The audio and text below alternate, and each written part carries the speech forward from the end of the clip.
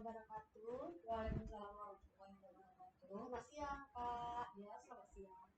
Gimana nih kabarnya hari ini? Alhamdulillah sehat. Udah makan apa belum tadi? Sebelum kesini sih belum ya. Karena buru-buru tadi. Oh ya, nanti kita makan ya. Oh ya, boleh. Oke. Sebelumnya perkenalkan nama saya Latifa Rahmadika. Biasanya saya ini dipanggil Tifa. Nah, jadi saya itu mahasiswa dari Fakultas Psikologi Universitas Islam Riau, jurusan psikologi. Dan di sini saya mempunyai tugas untuk memenuhi laporan wawancara saya, yang dimana tugasnya itu suruh mewawancarai orang dewasa. Jadi saya ingin memilih kakak sebagai subjek saya. Nah, sebelumnya saya pengen tahu nih nama kakak siapa ya sebelumnya? Perkenalkan, nama saya Alif Rahayu. Kebetulan saya juga berkuliah di Universitas Riau di Fakultas Ilmu Sosial dan Ilmu Politik, jurusan kriminologi. Oke. Kalau boleh tahu kakak asal mana? Saya asal Tembilan atau yang biasa dibilang Indragiri Hilir. Oh, berarti kakak ini ya ngekos ya di sini. Oh ya, saya di sini ngekos kebetulan. Oke. Nah, sebelum kita mulai wawancara ini, saya pengen nih kakak ngisi inform konsen dulu, yang dimana ini isinya itu ketersediaan kakak untuk mengikuti proses wawancara ini, dan uh, surat izin saya supaya boleh nggak kakak nih ditampilkan mukanya di video. Oh iya. Dan ini nggak akan disebarluaskan, hanya dosen dan aspal saya yang bisa melihat. Oke, boleh diisi dulu kak. Ini nama.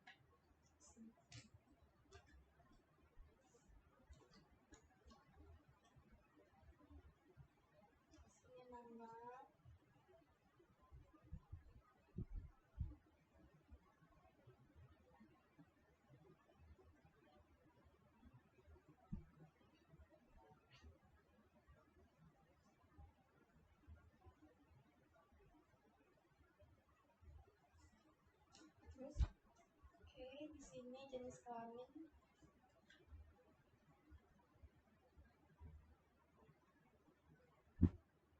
Oke, terakhir nama.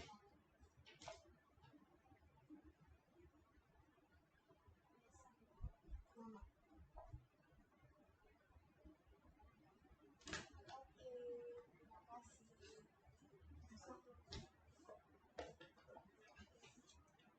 Nah, langsung aja ya Pak, kita mulai ke sesi pertanyaannya. Nah, sebelumnya wawancara saya ini tentang motivasi belajar kakak, gitu. Oke, sebelumnya aku mau nanya nih, kakak tadi jurusan kriminologi ya? Iya. Nah, selama di kriminologi itu ada nggak sih yang membuat kakak tuh merasa belajarnya itu jadi sulit gitu? Boleh dong dijelasin?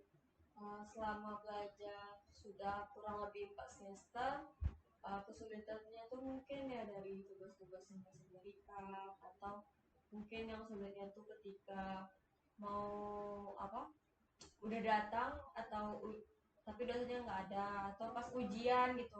Ujian tuh kadang kan apa misalnya dosen tuh udah ngasih kisi-kisi nih, tapi yang dikasih tuh nggak sesuai gitu, nggak keluar sama sekali bahkan gitu, atau dia nyuruh open book, dia udah beri materinya segala macam, udah ditulis semua itu kadang nggak keluar tuh isinya tuh apa aja gitu. Terkadang gitu sih yang bikin kendalanya. Oke. Nah, biasanya tuh gimana sih cara kakak tuh ngatasi kesulitan kayak gitu tadi pas belajar? Biasanya kalau ngatasin kesulitan itu, saya kan kebetulan pasti kita ada teman kan di kampus, di kelas segala macam. Jadi saya biasa lebih kayak nanya ke teman saya nih, apa yang saya kayak, oh yang ini tentang apa sih, belum belum paham kali, gini gini gini. Ntar teman saya yang jelasin gini, gini. Jadi sharing Ya sharing ke teman aja gitu kan, apa yang saya nggak bisa saya tanya ke teman, atau teman nggak bisa dia ke saya gitu. Jadi saya gitu sih. Nah, jadi pernah nggak sih kakak tuh merasa sulit terus-menerus gitu, masalahnya tuh nggak selesai-selesai misalnya dalam pembelajaran itu? Boleh nggak sih contohin pas kapan gitu? Pernah nggak kakak kayak gitu? Biasanya itu kalau misalnya tugas yang kayak turun lapangan gitu kan, kayak dia nyuruh kita turun ke lapas atau ke Bapas atau kemana gitu kan, kayak kadang sulit kan. Misalnya kita minta data-data tuh sulit, ribet, apalagi kalau instansinya tuh yang emang memperibet, nggak mau ngasih data atau nggak ngizin kita ke sana atau gimana gimana gitu. Terus setelah mendapatkan data malah dosen kurang puas dan nyuruh kita ke sana lagi. Itu sih biasanya kayak kendalanya kayak keturun lapangan aja sih. Oh, Kadang ada dosen yang maunya tuh yang betul sempurna gitu. Itu sih. susah di bagian prakteknya. Praktek nih biasanya. Nah, siapa aja sih yang ngebantu kakak ketika belajar tuh jadi lebih sulit gitu, selain teman-teman atau ada dukungan dari yang lain gitu? Kalau itu biasanya kan kayak selain teman mungkin kan keluarga atau orang tua yang kayak udahlah nikmatin atau kayak mungkin pasangan juga kebetulan kan kayak disemangatin atau dibantu gitu apa yang kita nggak bisa biasanya dibantu sama pasangan atau abang juga keluarga gitu Oh, banyak biasa. lah ya kak. Oke. Efektif nggak sih cara yang kakak terapkan tadi buat ngebantu proses dalam pembelajaran kakak? Sejauh ini selama saya kuliah 4 semester lumayan efektif ya kayak misalnya nih saya nggak ngerti soal yang ini terus nanya ke abang oh dia ngejelasin atau malah dia ngebantu apa yang saya nggak bisa. Nah biasanya itu dari dia ngebantu kayak gini atau bahkan dikerjainnya gitu kan. Untungnya gitu lumayan efektif sih menurut saya pribadi. Oke. Sekarang aku mau nanya nih, kakak tuh punya nggak sih mata kuliah favorit?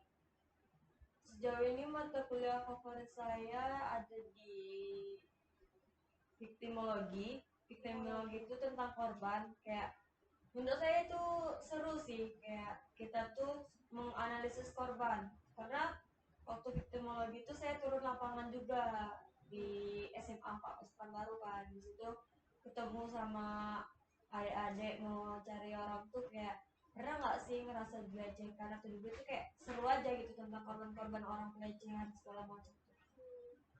Oke, jadi itu dong alasan kakak tertarik ya sama apa tadi? Victimologi. Oke. Jadi biasanya gimana sih cara kakak tuh cari tahu lebih dalam tentang victimologi tadi? Kan biasanya kayak penjelasan dari dosen aja tuh nggak cukup ya kalau kita suka sama pelajarannya. Biasanya kalau saya sendiri sih kayak victimologi itu kan tentang korban jadi kayak biasanya itu dengan matkul-matkul lain kadang nyambung gitu kan kayak misalnya tentang matkul lain tuh nyambung juga ke victimologi atau saya baca-baca dari jurnal buku atau nyari-nyari buku di perpus biasanya gitu sih atau nanya sama kawan kayak yang ini apa gitu biasanya dari situ sih. Oke. Puas nggak sih kakak setelah kayak sharing sama teman atau apa tadi? Ini ya, apa namanya, nyari tahu dengan pelajaran yang lain ya? Puas nggak sih kakak dengan hasil yang kayak gitu? Kadang puas kadang nggak tergantung kayak misalnya saya yang cari tentang ini saya bertanya sama teman saya dan dia mengasihkan hasil yang puas ya puas gitu tapi kalau yang saya cari tapi malah enggak lumayan kurang puas kadang enggak ya sih tergantung jawaban dari mereka aja. Nah, apa sih yang mendorong kakak untuk terus-terus belajar untuk menguasai suatu materi? Boleh diulang pak? Nah, apa sih yang mendorong kakak untuk terus-terusan belajar untuk memahami dan menguasai suatu materi tadi gitu? Kalau untuk memotivasi sih kayak karena gini kalau kita susah malas belajar atau kayak gimana kan pasti sulit di akhir kan kalau kita nggak paham apa yang kita pelajari selama kuliah gitu kayak pas di akhir kayak ini mau ngapain apa yang dikerjain gitu makanya harus bisa nih harus bisa apa yang kita lakukan itu nggak boleh nyerah lah pokoknya cari cari tahu lebih dalam lagi kita minta tolong sama teman keluarga atau cari usaha sendiri gitu biasanya gitu sih. Oke. Boleh dong jelasin gimana sih cara kakak menjaga motivasi yang tadi itu supaya ketika menghadapi hambatan itu menghadapi suatu permasalahan itu nggak bosan nggak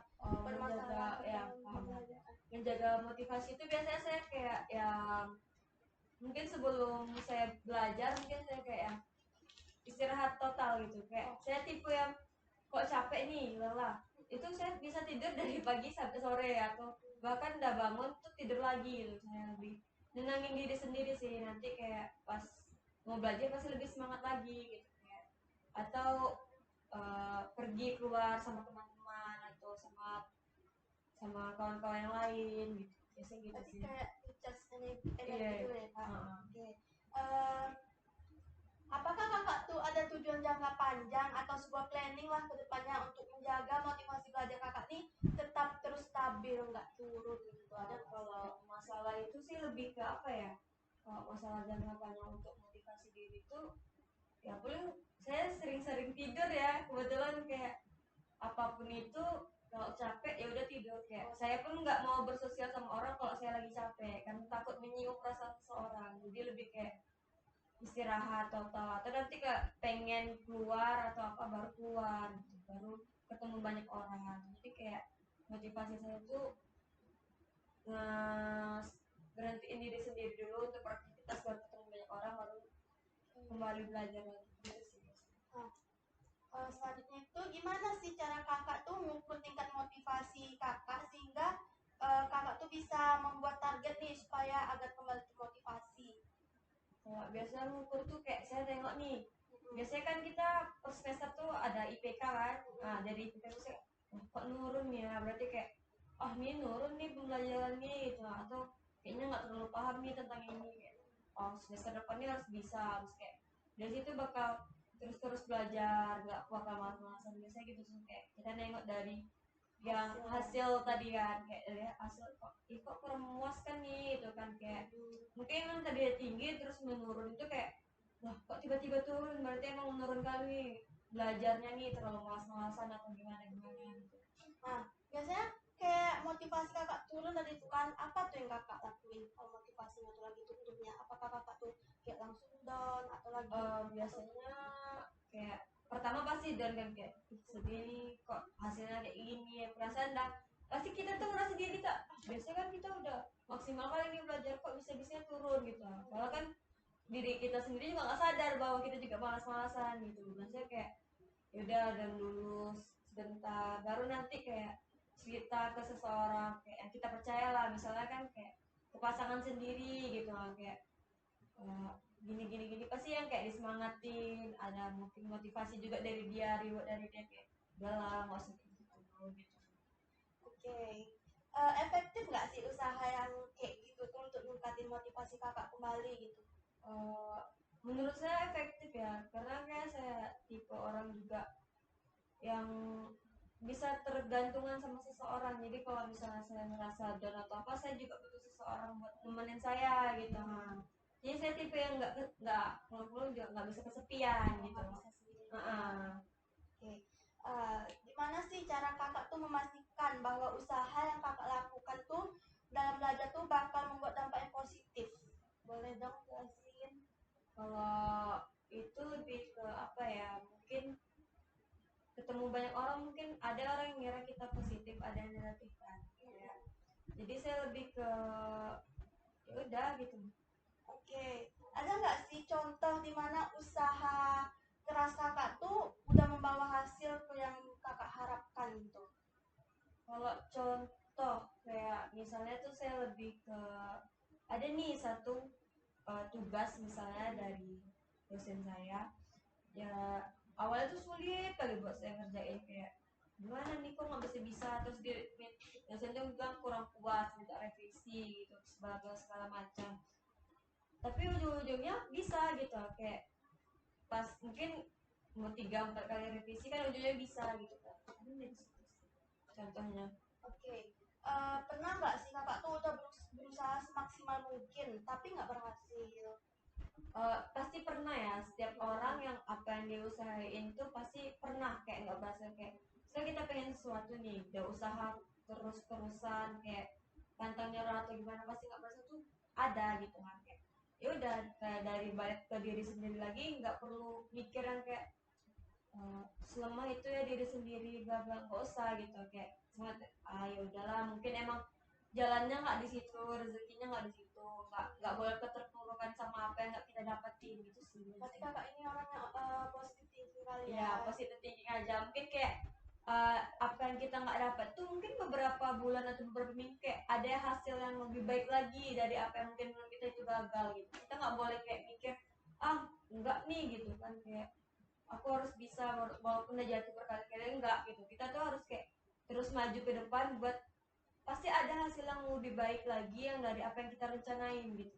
Oke, nah gimana sih kakak menangani situasi di mana hasil usaha kakak tuh tidak sejalan dengan harapan kakak? Kalau untuk menangani situasi ya saya lebih ke kayak ya udah kayak diamin diri dulu kan, kayak tenangin diri dulu, kayak balik lagi nenangin diri lagi, sabar lagi, kayak oh ini nggak bisa nih, nggak nurun terus segala macam.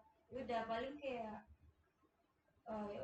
kayak usaha lagi buat dapat hasil yang lain yang lebih baik lagi, yang lebih bagus lagi, itu sih biasanya. Oke, ada nggak sih strategi yang kakak gunain untuk mempertahankan keyakinan akan dampak positif dari setiap usaha yang kakak lakukan? Kalau strategi nggak ada ya, paling kayak lebih ke ya udah kita kayak kita hidup berdampingan dengan banyaknya manusia, kayak lebih ke ya udah kayak lebih kemana ya jelasinnya, kayak strategi itu emang nggak ada, cuman kayak pasti pasti bisa nih Iya, gitu. Ikutin aja alurnya, karena kalau kita terlalu mikirin orang yang ngomong si tentang saya itu negatif atau positif, itu nggak ada habisnya gitu. Jadi kayak terserah orang nih mau nilai itu baik apa enggak, yang penting menurut saya itu baik gitu. Oke, percaya diri ya. Lebih ke percaya diri aja sih. Oke. Nah, eh, kakak tuh punya nggak sih keyakinan yang kuat terhadap kemampuan kakak untuk menyelesaikan sebuah tugas? Kalau keyakinan pun pasti ada kan, setiap orang kalau dikasih kerjaan atau tugas atau segala macam pasti kayak bisa nih, aku bisa, pasti kayak saya pun juga ada gitu kayak keyakinan kuat yang bikin saya bisa ngerjain suatu tugas gitu. Paling ya kalau mau mengerjakan sesuatu ya emang harus kerjain dengan teliti, dengan baik dan benar, supaya hasil tuh memuaskan diri sendiri dan juga orang lain, bisa gitu sih. Oh, oke. Nah, ada nggak sih strategi khusus yang kakak lakukan untuk meningkatkan keyakinan kakak tadi dalam menyelesaikan tugas? Boleh dong jelasin? Kalau strategi khusus biasanya saya lebih kayak ngerjain lebih mepet waktu. Misalnya kayak tugasnya tuh terakhir besok nih. Nah, hari ini saya ngerjainnya. Karena biasanya kalau misalnya besok itu baru saya ngerjain, misalnya deadline-nya malam. Kayak pagi tuh, dari pagi tuh saya bakal kayak ngerjain. Biasanya itu lebih fokus, lebih kayak yang dikejar dari waktu tuh lebih lebih masuk, lebih lancar otaknya gitu, biasanya gitu sih. Kan kayak ada orang yang tipe yang hari ini dikasih tugas, hari itu juga dikerjain. Tapi kalau saya tipe yang kayak dikasih waktu jangka seminggu, ya hari itu saya baru ngerjain, karena menurut saya di situ otak saya berfungsi, berpikir dengan lancar. Biasanya gitu sih strategi saya buat mengerjain segala sesuatu. Oke.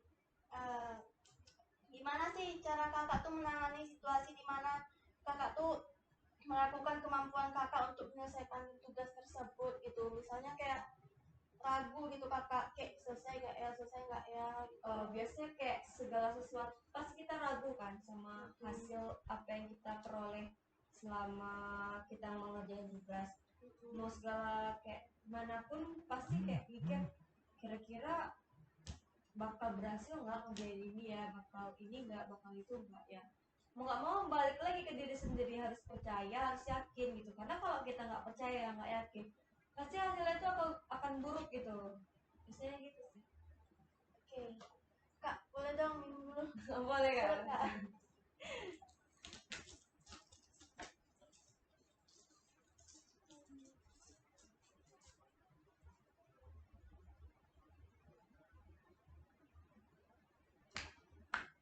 Minum ya kak. Iya.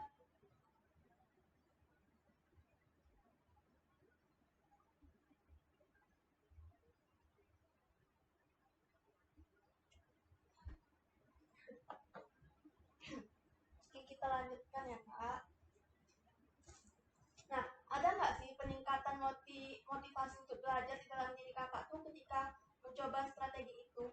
Strategi yang kakak bilang tadi. Tingkat tentu kalau biasanya ada, biasa ada, biasa enggak gitu. Kadang kayak saya ngelakuin strategi itu kadang berhasil, kadang enggak. Kadang kalau ya udah nggak berhasil, gimana, balik lagi minta tolong sama orang gitu. Kayak apa sih yang kemarin tuh tugasnya gimana gitu kan. Pasti kalau teman yang baik kan kayak nunjukin dia, saya nggak minta hasilnya tapi saya minta kayak gimana caranya, apa apa yang harus dilakuin biar dapat apa yang mau kita lakuin gitu. Saya gitu sih. Oke, berarti memang sangat mengandalkan bantuan dari lingkungan Iya, ya. dari lingkungan sekitar. Nah, kakak tuh pernah nggak? Kakak tuh tentunya pernah kan mengalami motivasi belajar yang rendah tadi kan? Iya. Nah, berarti kakak tuh pernah dong kayak stres, mengalami stres akademik itu karena pelajaran. Nah, boleh dong contohin? Kalau stres dalam belajar sih sejauh ini pernah kayak yang stresnya tuh kayak capek nih, terlalu banyak tugas, misal di matkul ini ada banyak dan jumlahnya banyak serta deadline yang sama gitu, kayak itu bakal stres kan, kayak mikir gimana nih, gimana bisa nggak ya, tapi balik lagi kayak udah belajar satu-satu, kerjain satu-satu, karena kalau kita mau ngerjain sekali semua kan otomatis kayak nggak bakal bisa, kayak bingung nih mau ngerjain apa, yang mana dulu segala macam. Balik lagi kayak apa yang menurut kita gampang itu yang kita kerjain duluan gitu. Oke. Gimana sih cara kakak tuh mengelola tingkat kecemasan kakak saat belajar? Ada nggak sih strateginya? Kan kakak pernah nggak sih cemas gitu kayak tadi? Biasanya saya kalau cemas tuh kayak dalam tingkat belajar saya tuh, dalam keadaan cemas tuh saya lebih diam, kayak saya diamin diri saya dulu, kayak misalkan nih kita lagi belajar nih kan, belajar nulis segala macam atau ngerjain jurnal atau apa segala macam, cemas, kayak yaudah saya stop, saya tutup laptop, saya nggak nyentuh apa-apa, kayak saya tenangin diri saya dulu sendiri, istirahat dulu, kayak stopin semua aktivitas gitu lah, biasanya gitu sih. Ada nggak sih situasi tertentu yang membuat kecemasan kakak tuh semakin menjadi meningkat gitu? Boleh nggak sih? Kalau suatu kecemasan itu biasanya kayak yang meningkat gimana ya, eh jelasinnya kayak pasti cemasan tuh setiap kita ngerjain sesuatu pasti bakal cemas kan, kayak cemas dengan hasilnya, cemas dengan apa yang mau dikerjain, cemas dengan masih bingung apa yang mau dilakukan gitu. Biasanya tuh cemas saya tuh lumayan lama juga gitu kan, kayak balik lagi bakal ngediamin diri sendiri, kayak istirahat yang cukup gitu, kayak tidur sih lebih ke sana, atau nonton atau segala macam biasanya. Biasanya di pelajaran apa tuh yang tingkat kecemasan kakak tuh semakin menjadi jadinya? Biasanya tuh kayak kalau jadi tuh turun lapangan yang seperti saya bilang tadi, itu kan lebih kayak dosen tuh terlalu memaksa untuk sempurna dengan data yang dia minta gitu kan. Saya udah nunjukin nih beberapa data yang harus diambil, tapi dia minta juga dari kita juga apa data yang perlu emang kalian ambil itu. Sementara nanti udah sampai sana instansinya yang muluk-muluk nggak mau ngasih, nggak mau ini, nggak mau itu, jadi kayak mikir lagi di situ, kadang ngerasa beratnya ya itu tadi. Kecemasan kakak tuh berdampak nggak sih bagi hasil belajar kakak gitu? Kan kalau cemas kan jadinya ini ya berdampak ya. Berdampak sih, cuman nggak yang terlalu menurun gitu. Saya terlalu cemas nih di semester ini, kayak semester sekarang misalnya saya cemas sama hasil segala macam, pas nengok hasilnya ternyata nggak terlalu menurun, bisa gitu sih, nggak terlalu, kadang berdampak buruk banget, kadang enggak gitu. Oke, gimana nih cara kakak menanggapi yang kayak tadi tuh? Boleh dong jelasin? Kalau nanggepin yang kayak tadi, kayak cemas akan segala sesuatu tuh, ya udah, kayak karena apa yang kita cemas tuh belum tentu itu emang buruk hasilnya, seperti yang saya bilang tadi, saya cemas dengan hasil saya di semester ini, ternyata enggak, itu semua baik-baik aja, nilai saya baik-baik aja, dosennya pun baik-baik aja, nggak ada yang mau bilang kayak kamu gini-gini, enggak, kayak jadi kayak kita nggak perlu terlalu cemas sama hasil, sama apa yang kita lakukan, karena belum tentu yang kita cemaskan itu emang terjadi gitu, biasanya gitu sih. Nah, kalau misalnya nilai kakak memang menurun gara-gara kecemasan tadi itu, apa sih dampaknya bagi kakak? Apakah dampak bagi mental?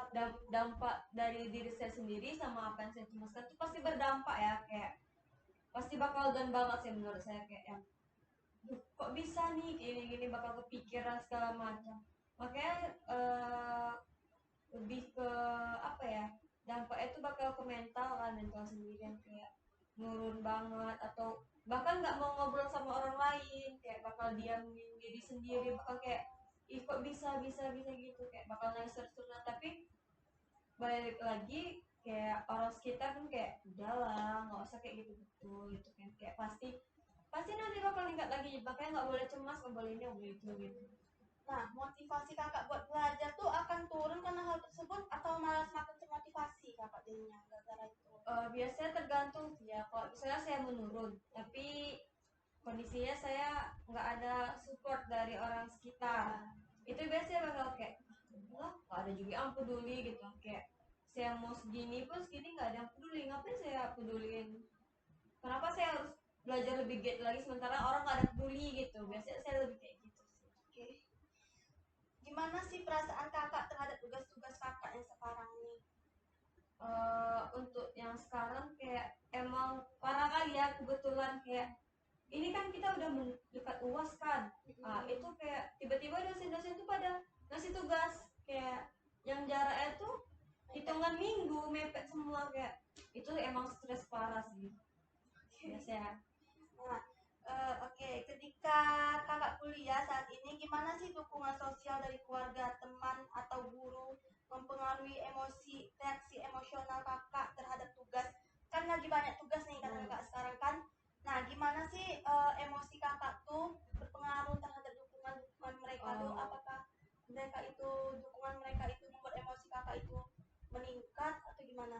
kalau sejauh ini saya ada tugas kan kayak ngeluh segala macam ya. Kebetulan juga keluarga saya yang kayak tipe yang nggak boleh gitu, harus semangat, nggak boleh terlalu merendah, gini gini gini gini. Kebetulan emang dapat dukungan dari keluarga juga, nggak terlalu yang dibiarin sendiri sih. Oke, berarti mereka itu nggak ngebuat kakak tuh jadi Ya emosi nggak gitu nggak ya nggak. untuk mengerjakan Mm-mm. tugas-tugas yang sekarang.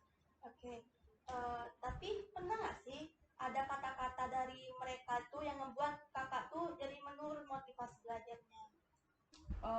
Sejauh ini selama saya di sini nggak ada sih, paling kayak selalu diingatin belajar yang giat, nggak boleh terus keseringan pergi sana sini, nggak boleh malas-malasan, biasanya gitu sih, kayak mereka tuh yang nggak, jangan lupa belajar ya, harus nilai tuh harus bagus, harus tinggi, gini gini, enggak, kalau katanya kayak tadi kuliah nggak gitu kan, kuliah pulang jam berapa, gini oh iyalah, kayak kebetulan saya juga tiap hari komunikasi sama keluarga saya kan, kayak mereka yang tipe yang setiap hari harus di telepon gitu loh, jadi kayak setiap hari tuh disuruh, nah habis ini belajar ya, baik-baik nilainya bagus kan, bisa gitu yang terlalu keras. Kalau misalnya dari teman sendiri ada nggak sih kata-kata yang buat kakak tuh jadi menurun motivasinya?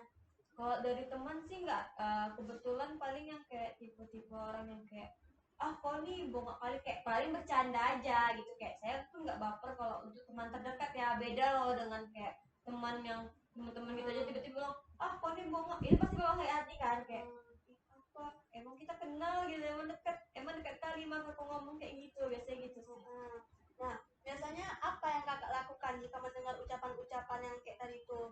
Yang saya lakukan sih ya udah, saya nggak peduliin mereka gitu, kenapa saya harus mikirin mereka gitu, toh bukan mereka juga yang ngasih saya makan, ngasih saya minum segala macam gitu. Oke. Efektif nggak sih cara yang kakak lakuin tadi itu? Lumayan efektif sih untuk diri saya sendiri, karena kalau kita keseringan dengerin omongan orang lain yang buruk-buruk tentang itu tuh bakal nurunin diri sendiri gitu. Oke, nggak penting juga gitu. Nah, ketika kakak lagi cemas karena motivasi yang menurun itu, ada nggak sih respon dari fisik kakak sendiri pas cemas itu, respon dari tubuh kakak Oh, gitu? biasanya kalau cemas akan diri sendiri tuh paling yang kayak biasanya getar kaki aja sih, kayak cemas nih itu getar gitu, atau saya kan kebetulan mungkin ketemu orang baru atau orang yang belum pernah saya jumpai sebelumnya, atau saya tuh malu untuk bertanya, itu lebih deg-degan aja mungkin dari diri sendiri, kayak kok malu betul nih rasanya, deg-degan aja sih rasanya.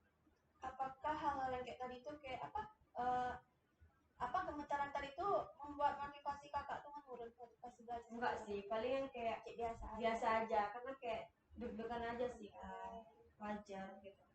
Oke, tapi biasanya eh, respon fisik kakak itu muncul di saat dimana dan kapan?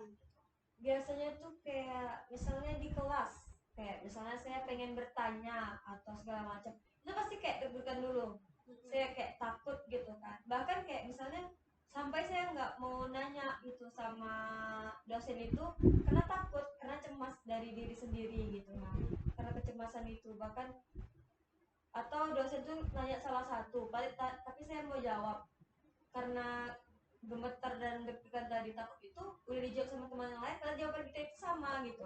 Saya gitu sih. Oke. Jadi gimana sih cara kakak tuh mengatasinya jika gejala itu muncul?